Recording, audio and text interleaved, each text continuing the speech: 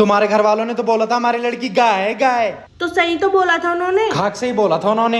हर time तो लड़ती रहती हो, जीना हराम कर रखा है मेरा। गाय चाहे कितनी भी शरीफ हो, उसको बार बार छेड़ोगे ना तो सींग जरूर मारेगी।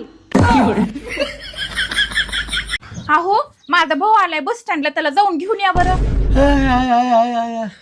आपल्याला लय कटाळा आला गाड्या. भावाचं काही नाही हो, तो कसा बी आला असता, पण माझी बहीण बी सोबत होती म्हणून म्हणलं. लगेच आणतो. टंगड तोडून हातात देईन, गपचूप इथं बसायचं, मी त्यांना रिक्षा लावते. होय ग, मला जर काय झालं तर तू दुसरं लग्न करशील त्याचं? नाही वय, मी माझ्या बहिणी सोबत राहील. आणि मला काही झालं तर तुम्ही करताल का हो दुसरं लग्न?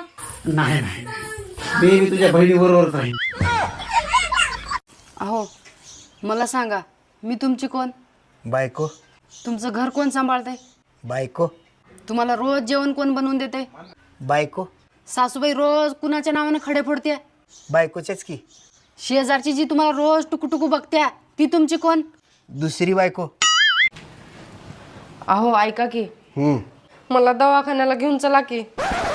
का, काय झालंय? मला कसं तरच होऊ लागले.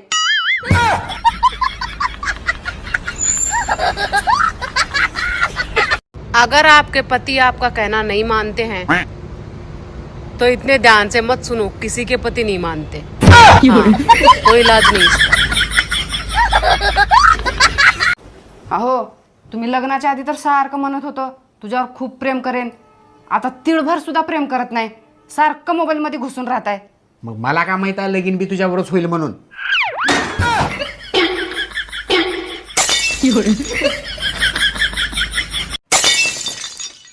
अगं तुला येडबीड लागले का काय? आधीच कसला किरी उन्हाळा चालू आहे, त्याच्यातून तुला किडनी स्टोनचा त्रास आहे. पाणी का कमी पितेस? मला तुमचं रक्त प्यायचं असते म्हणून.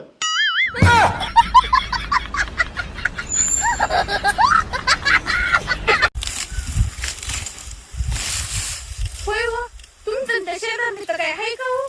नाही बाबा, तू कोण विचारते? अहो ती मला पहिल्या